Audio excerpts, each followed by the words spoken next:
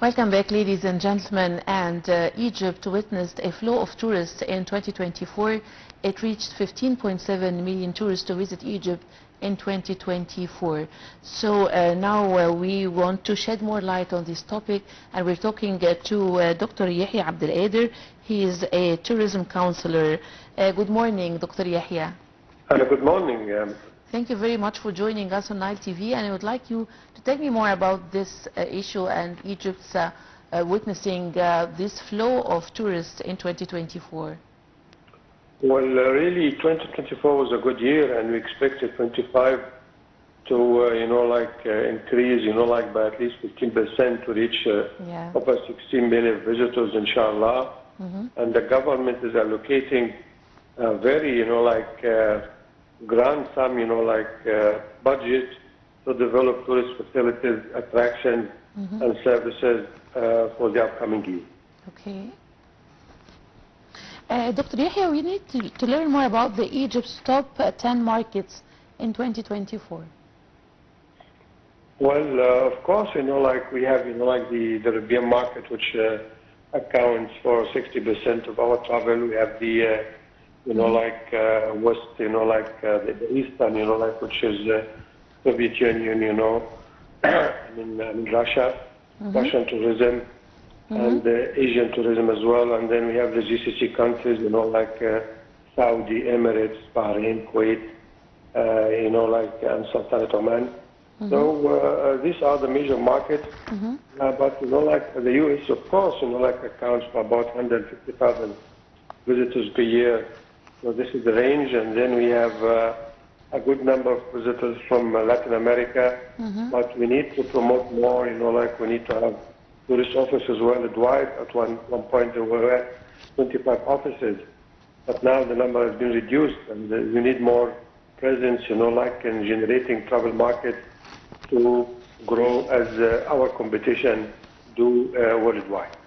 Dr. Yehya, I would like you to tell me more about the government support to the tourism sector and the impact of this support.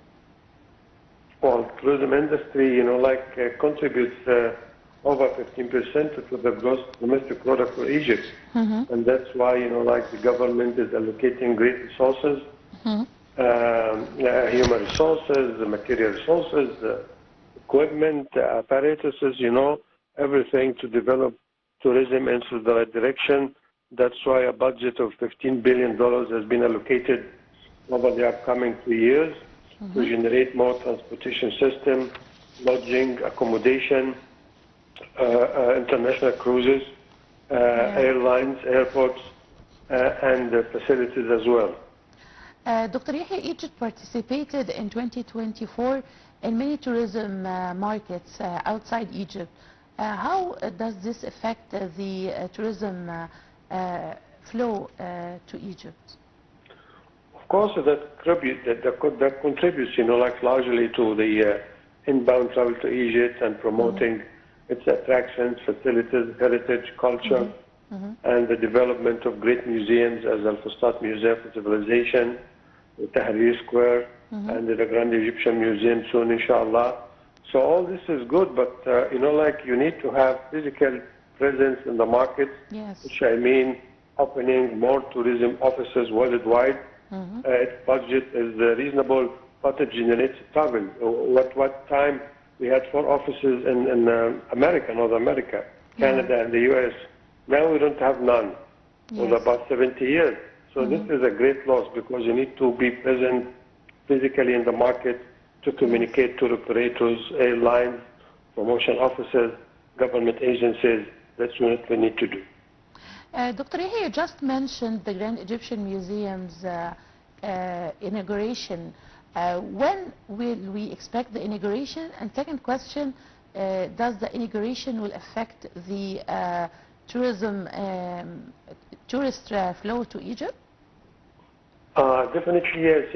Currently the government is calling for international agencies and associations specializing in developing tourism projects to upgrade the status of the Giza necropolis. Okay. Now this is very essential, because now the Grand Egyptian Museum is about to open its gates to the public and visitors and world tourism, but the area stretching all the way from strength to the Giza Plateau and to Nazat Saman. It needs to be redeveloped for accessibility, for facilities, for attraction, for efficiency. So these are, like working together at the same time, parallelly, to develop the region. And then, inshallah, we need like to have great ceremonies and celebrations for the grand opening of the Grand Egyptian Museum. Okay, Dr. Yehya, a recent research ranked by the United Nations ranked Egypt first in Africa for tourism by 14.1 billion tourists. Would you please tell me more about this? Of course, like there is the International Tourism Competitiveness Index, which is, like generated annually. And there is, like the World Tourism Organization as well that develops, like its statistics and figures.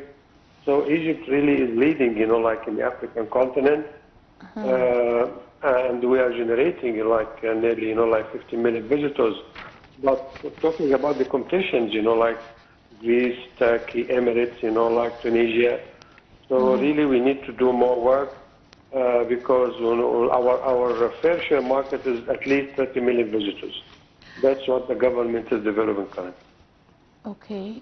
And I would like to tell me more about the target of 30 million tourists by 2028. This is a target by the government. Would you please tell me more about this? Well, Minister of Tourism and Antiquities, like he held a meeting last week, and he said, like to achieve this in 28, like it's so ambitious, and it will be generated, like by the 2030, inshallah. Of course, we can reach it, but we need to increase the capacity of hotel accommodations, international carriers, charter flights, and the government is planning to increase the capacity of hotel and lodging and accommodation in Egypt by 40,000 rooms within the upcoming 3 years. So we need this demand to accept more international visitors, regionals, and local visitors as well. And now moving to marketing tourism in Egypt. What are the best ways to market tourism in Egypt? Well, first, maybe like, as I already mentioned, you need a master plan for, like covering major markets, like all the way from China, Japan, to the U.S. We need at least like to have 30 offices worldwide. Number two, like we have qualified staff that has been working in office representations for tourism for the past 50 years. So you need this as well. And then you need, as you already mentioned, to participate in world travel shows and exhibitions and fairs to have, like more contact with the generators of the travel business. And then you need to upgrade the quality of services in Egypt as well. So if you have all these factors, you have a successful market like currently we witness in Turkey and Emirates and competing countries in the region. Moving to social media impact on tourism. What is the social media impact on tourism?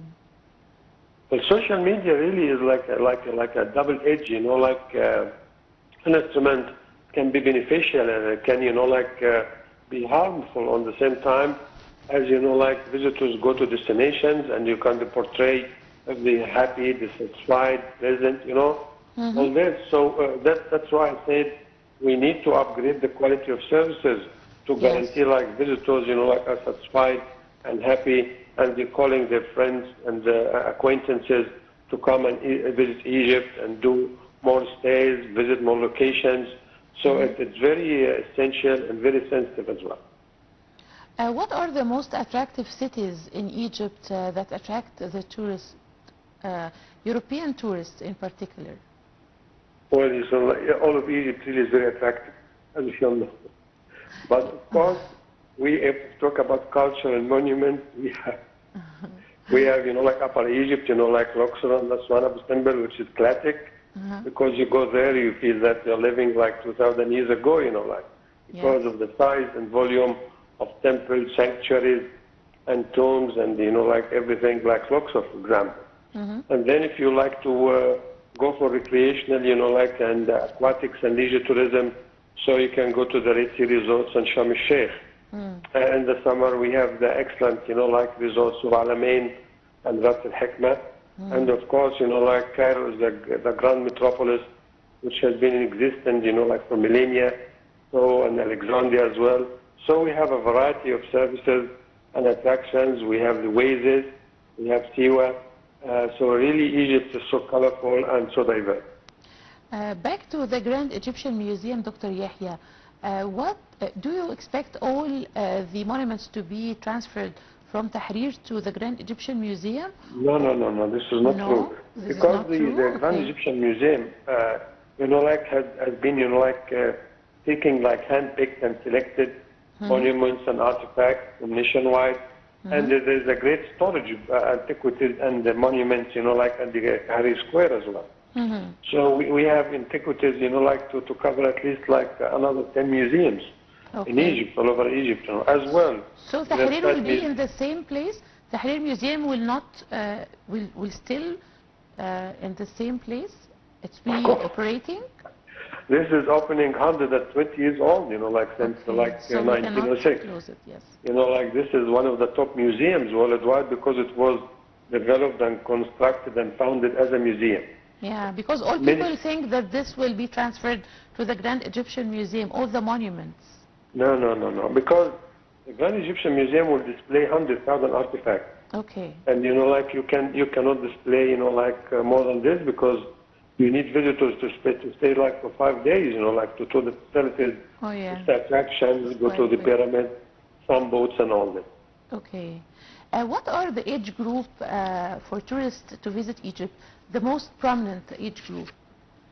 Well, of course, like senior citizens, like they form, like at least like 40% of visitors. But like I've been, like associated with foreign families and visitors. They bring their children, the relatives, and like grandparents, so they can range from with families. Like you can have children, like from the age of 4 or 5 up till 15 and 18. So the age groups and the demographics, like this is part of the, like research of the Ministry of Tourism Research Center and developing marketing plans and targeting, like audiences worldwide. Okay, Dr. Yehya Abdul, tourism expert, thank you very much for joining us on ITV today on The Breakfast Show. Thank you. Ladies and gentlemen, by this we reach the end of our breakfast show today. Stay tuned for more to come, and I'm Abdul.